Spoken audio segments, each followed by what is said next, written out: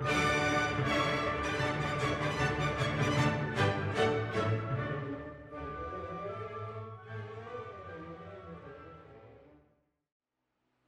welkom hier in Witbank. Vandag is die 1 Maart, as ek dit nie mis het nie. Ons gaan vandag praat oor 'n baie omstrede onderwerp wat ons in die skrifte opgeteken vind, maar wat deur die eeue baie kontroversie ontlok het. Baie mense het afleidings gemaak en daar is hordes samesweringsteorieë wat gebou word rondom hierdie kwessie. Die tema is die merk van die dier. Nou ons moet eers die dier verstaan.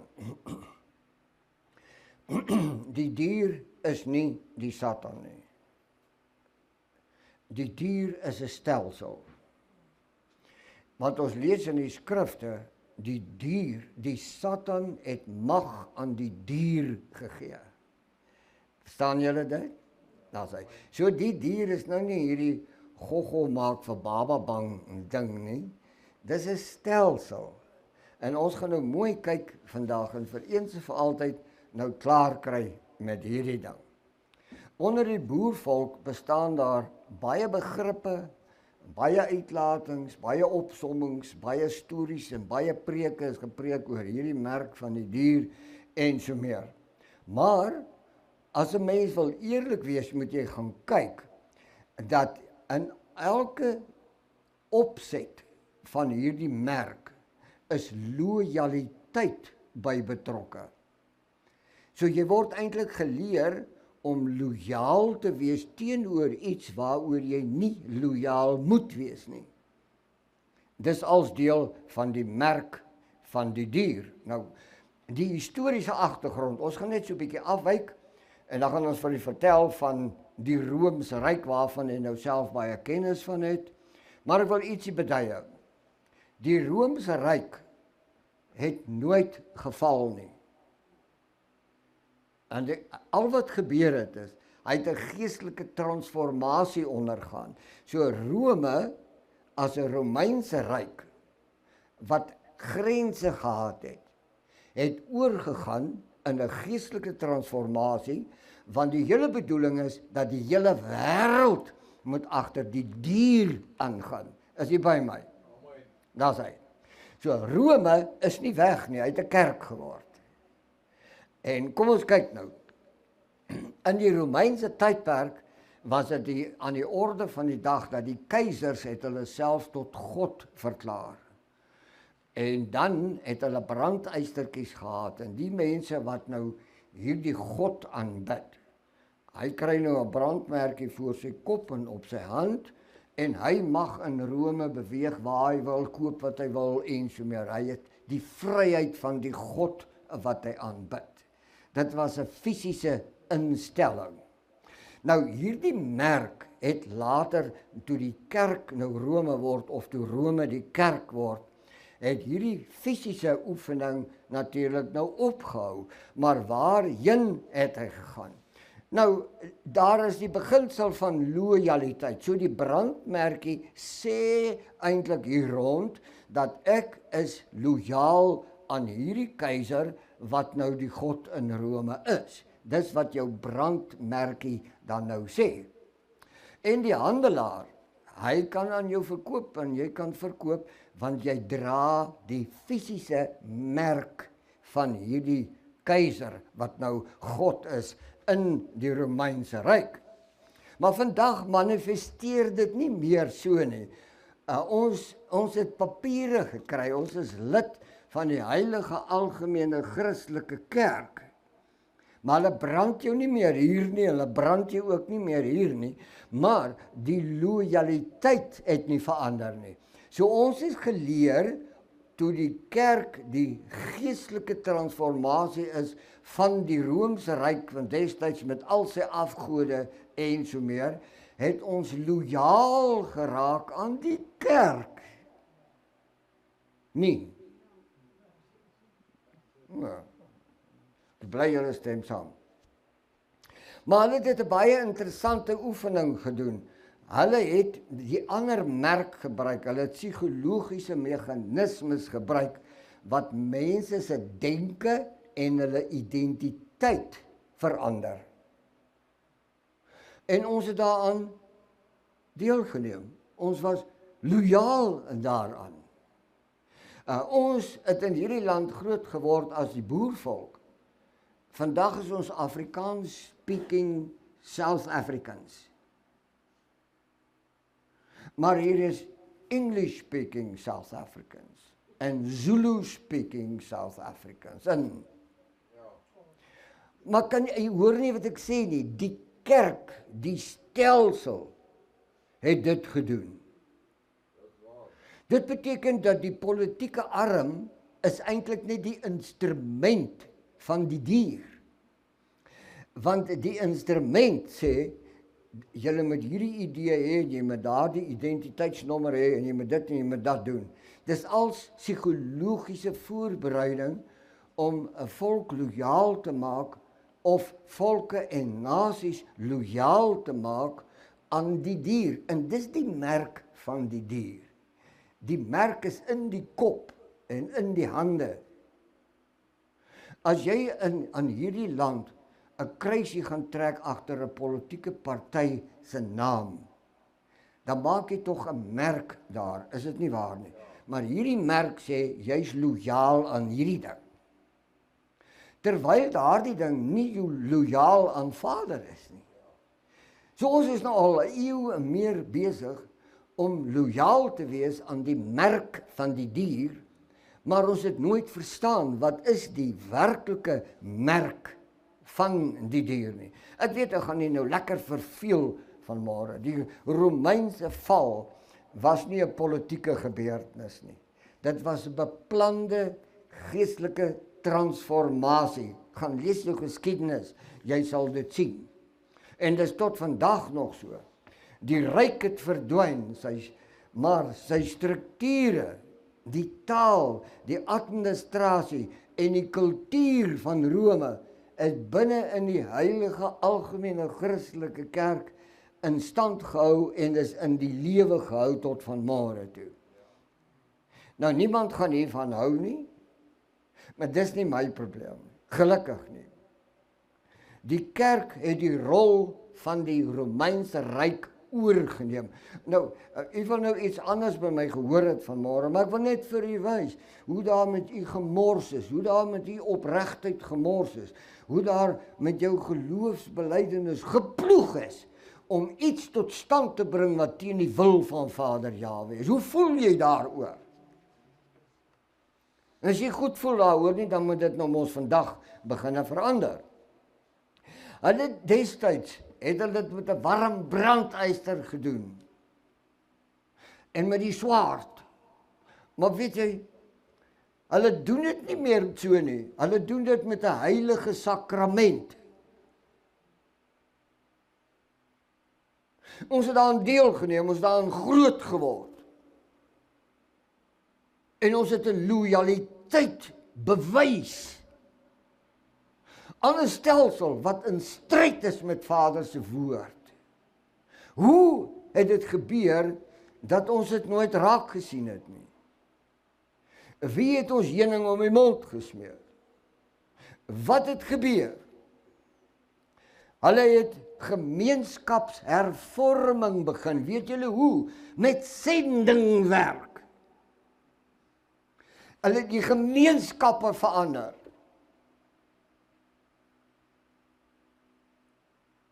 En u en ek het lojaliteit betoon aan hierdie ding. Wat verstaan jy van die adelaar, die arend, die adelaar? Die adelaar is 'n teken. Nou, die Romeinse adelaar het 3 fasette tentoongestel, of hy verteenwoordig 3 aksies. Luister net so 'n bietjie na my, ek gaan hom vinnig klaarmaak. Die eerste daarvan is oorheersing. Oorheersing. Dis die eerste ding wat hy verteenwoordig. Die tweede is, ons is onfeilbaar. Ons kan nie verloor nie. Waaragtig, die kerk is vandag nog net presies by dieselfde plek. En hoor nou, die derde een is hiërargie. Ons is in beheer. Maar die adelaar is verander na die kruis. Luister mooi. Die kruis het die adelaar vervang. Maar die kruis, as jy nie jou sondes by die kruis bely nie, as jy nie by die kruis en by die kruis en by die kruis en by die kruis nie, gaan jy nie hemel toe nie. Jy gaan kole gooi in die hel. Die hele ding is net geskuif. En ons, wat die kosbaarste is van Vader Jahwe, het op een of ander manier in ons lewe 'n soort lojaliteit aan hierdie ding betoon. Ons het geglo dit is die regte ding om te doen. Die kruise word om die nekke gedra, dis op ringe, dis op T-hemde, dis oral. En hulle verstaan nie, hulle vertoon 'n stelsel wat in stryd is met Vader Jahwe se woord nie. Dis die merk. Dis die merk van die stelsel. Hy word in die skrif 'n dier genoem. Maar dis die stelsel. Kom ons vat hom aan. Openbaring wys dat die dier altyd die losser naboots. Ons het skrif daarvoor. Ek ken dit net so goed soos wat ek dit ken. So wat se nabootsing is daar?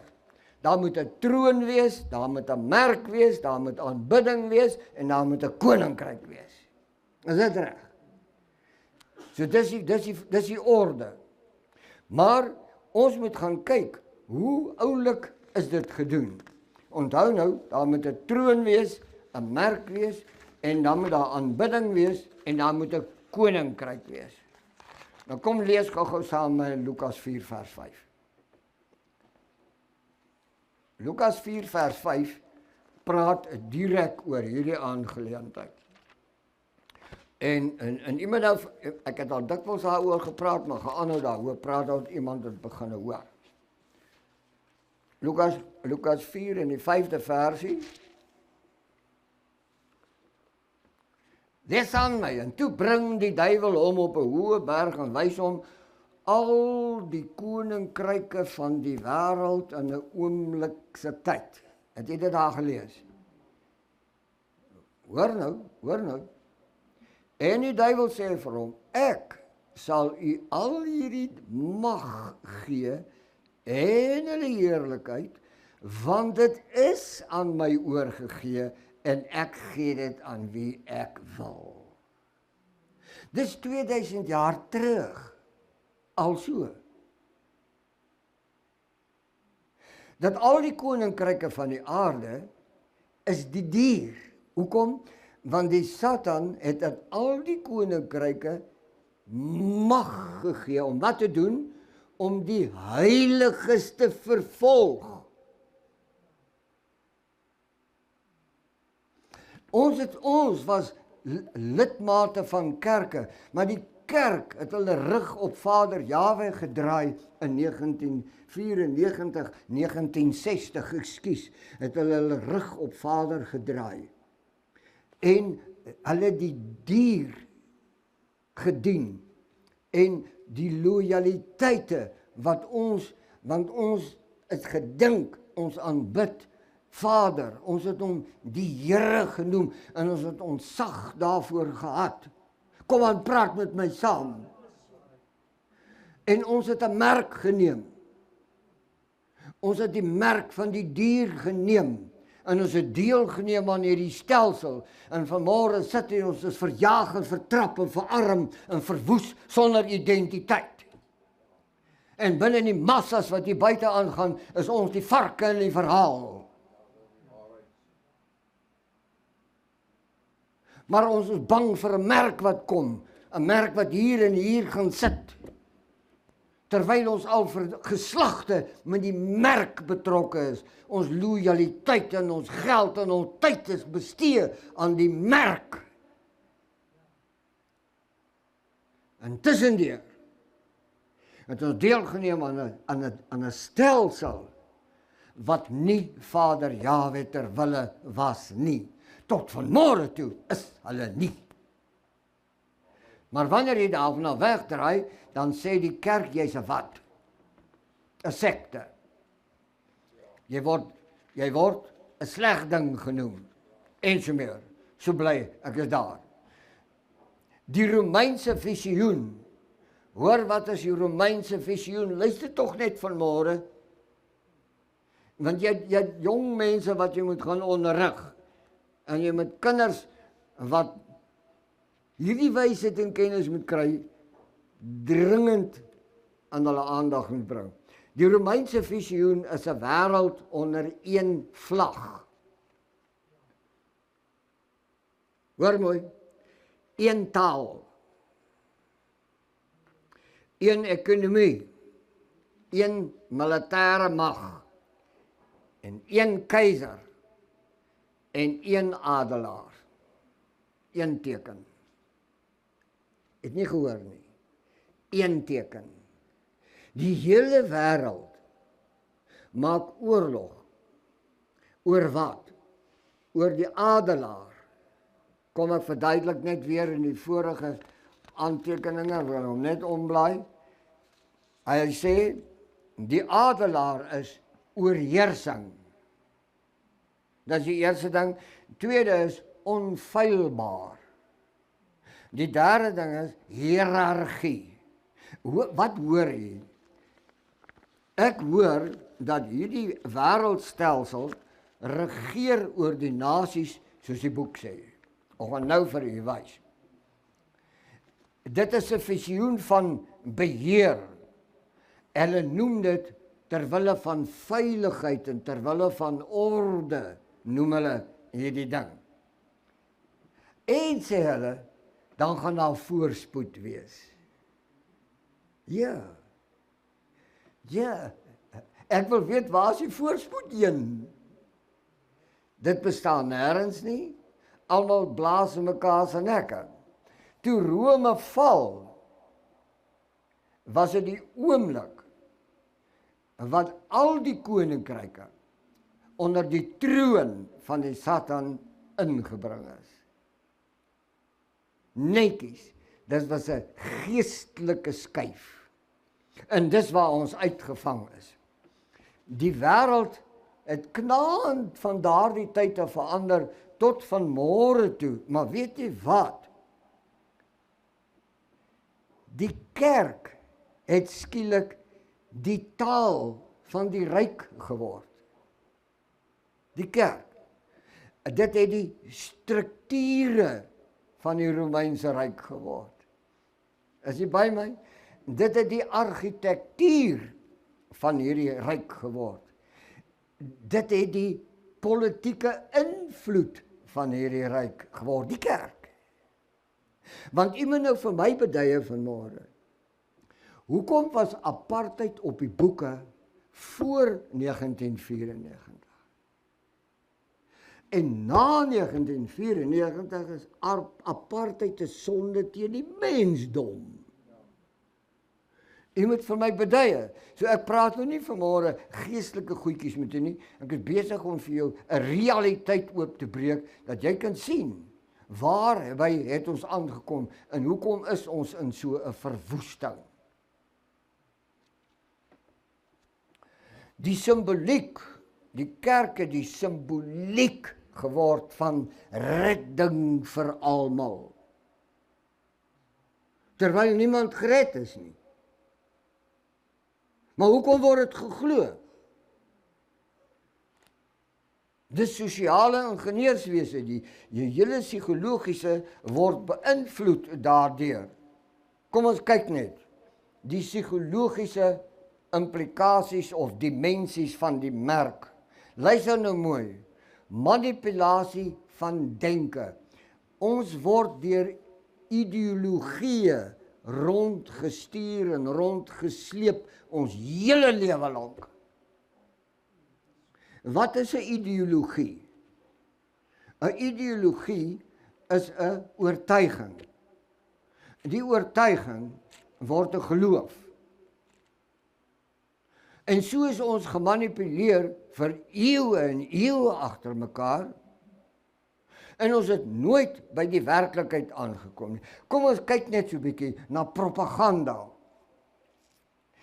Ons moet erken vanmôre dat propaganda, die propagandamasjinerie van hierdie dier, is enorm. 'n Klomp jaar gelede dat hulle gesit met 'n neuweproduk.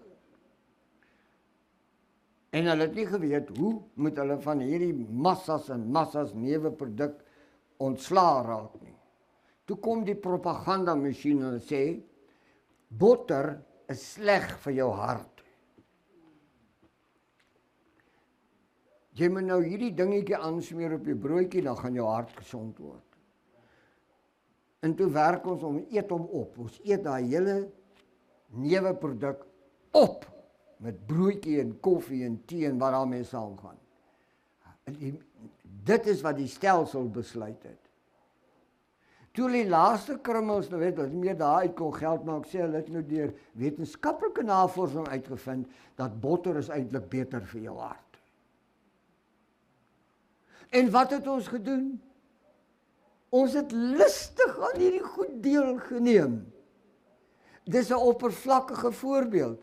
Maar wat van die ewige lewe? Wat van Vader Jahwe en sy waarheid? Wat het daarvan geword? Hoe die propagandamasjien ons koppe geskuif. Hoekom haat die NG's die doppers? En hoekom haat die doppers die wederdopers? Propaganda. Want as dit by waarheid kom, sal ons die merk nie vat nie. Ons sal eenkant loop staan as die nageslag van Vader Jahwe. En ons sit vanmôre en ons is besig met godsdiens. Ons kom nie by die regte goed aan nie. Dis hoekom ons so sukkel. Kom ons praat oor kondisionering. Hoor hierdie een, die merk op jou voorkop en jou hand binne in die Romeinse Ryk het jou geïdentifiseer. Almal het gesien watter God aanbid jy in Rome met hierdie merkie op jou voorkop en op jou hand. Maar hoor nou hierdie een, dit het verander. Die stelsel het dit verander. Hy het 'n merk op jou verstand gemaak. Kom ek verduidelik vanmôre vir ek, en ek is nie ontsteld nie, ek is net ontsteld omdat mooi mense vir soveel geslagte so mislei is. Die merk is op die verstand.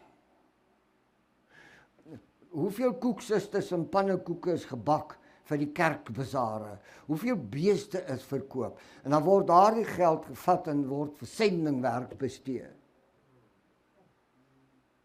Moenie maak asof ek praat van 'n ding wat jy niks van weet nie. Ons het daaraan deelgeneem. So dit was in ons verstand en dit was in ons hand.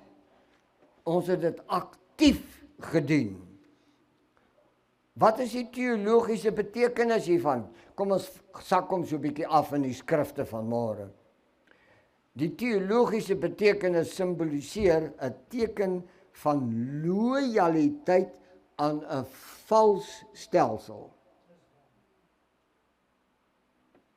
Dis die teologiese betekenis.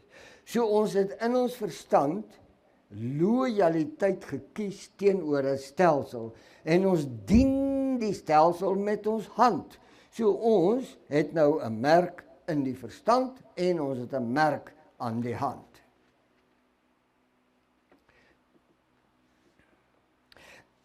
Hierdie stelsel is in vyandskap met Vader Jahwe. Kan ek 'n amen kry? Daar's hy. So aan wat het ons deelgeneem? Terwyl ons geëiwer het om hemel toe te gaan, was ons eintlik in rebellie teen Vader Jahwe. Wat 'n toestand. So wat moet daarmee gebeur? Openbaring 13 verse 16. Kom ons lees met mekaar saam. Openbaring 13 16 en 17. Nou, ek ken dit, en ek het dit baie gelees, en daar's baie hieroor geargumenteer, maar kom ons kyk hier. Vers 16, dis nou hy. Hy, die stelsel. Hy maak dat aan almal, klein en groot, en die rykes, en die armes, en die vrymense, en die slawe, 'n merk op hulle regterhand of op 'n voorhoofde gegee word, sodat niemand kan koop of verkoop nie, behalwe hy wat die merk of die naam van die dier of die getal van sy naam het.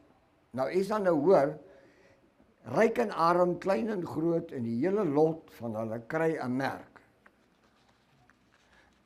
Nou, ons moet praat oor hierdie merk.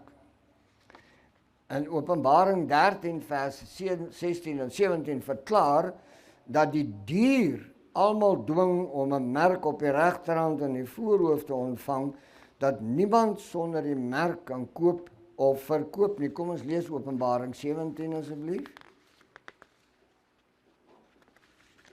Openbaring 17.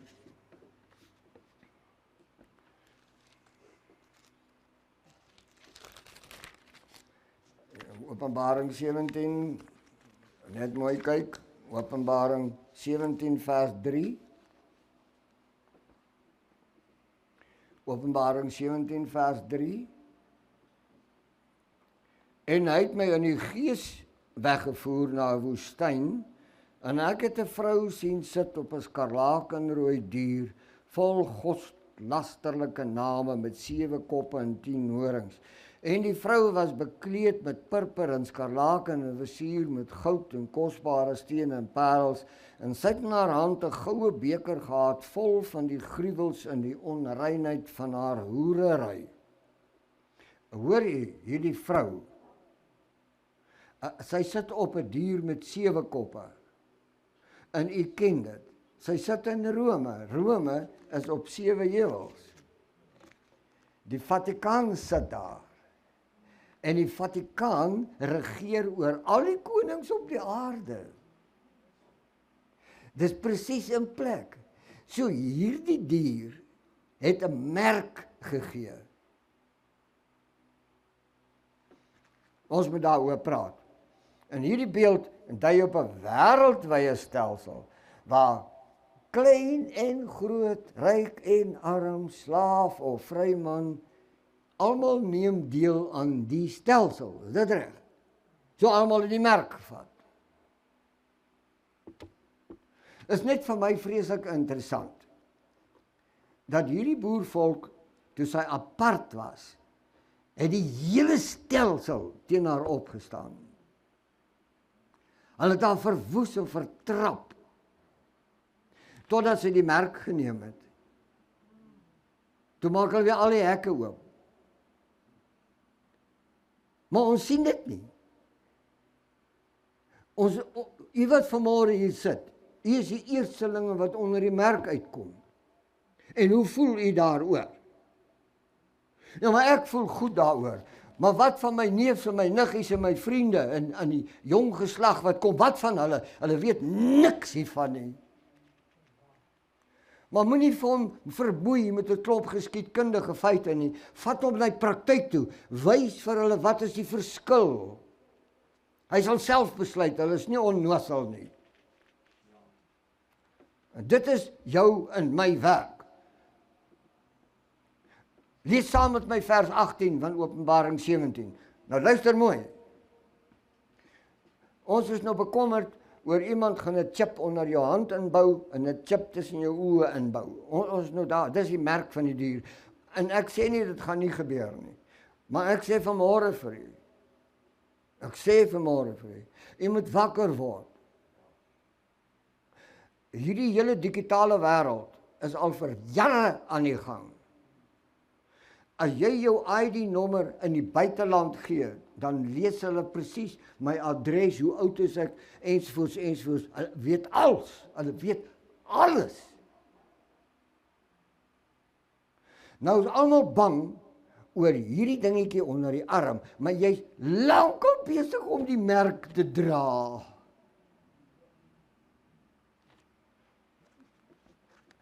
Openbaring 17:18. En die vrou wat jy gesien het,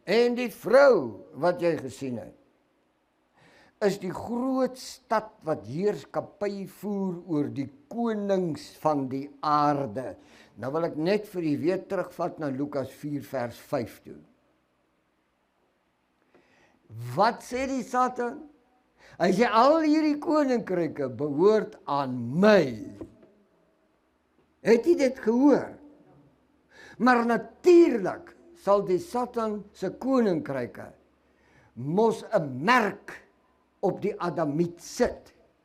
'n Merk van lojaliteit aan sy koninkryke en nie aan die koninkryk van Vader Jahwe nie. Vir hoeveel eeue is ons al slawe van die koninkryke van die Satan?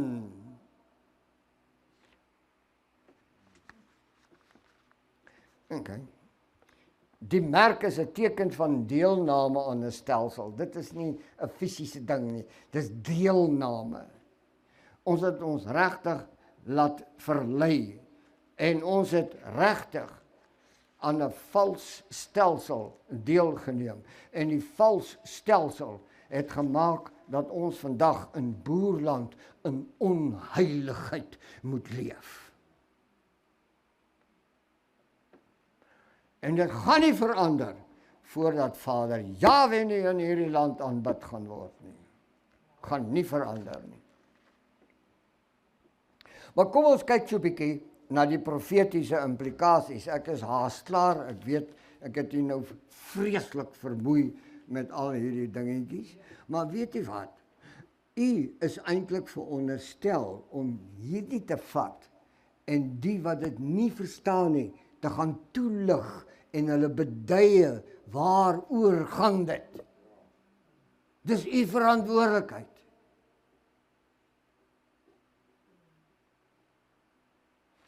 Luister nou wat is die profetiese implikasie hiervan.